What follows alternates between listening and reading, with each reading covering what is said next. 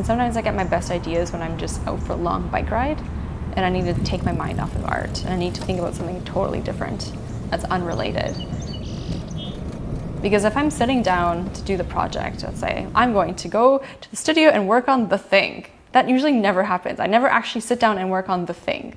You know, it's almost like too, I don't know how to say it. It's too forced, it's too much pressure. You have to like get into that like zone or like that, you know, that sweet spot of like that flow. I was never good at anything else. This was just the thing I spent the most time doing.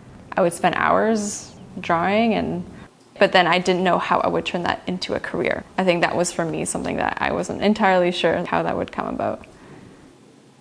As an artist, there's so many unique paths you take and there's so much nuance in that. And now artists are very much their own bosses, they're entrepreneurs, and it just has changed so much.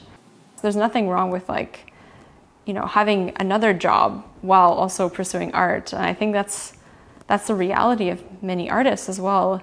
But I think like a lot of times, you know, what could happen is that if you get enough traction with your artwork, eventually that artwork will, you know, take over your full-time job. That will become your job eventually. I think a lot of times what we see online is that like everyone looks really successful and everyone looks really, you know, like, oh my gosh, well, they have their career all set.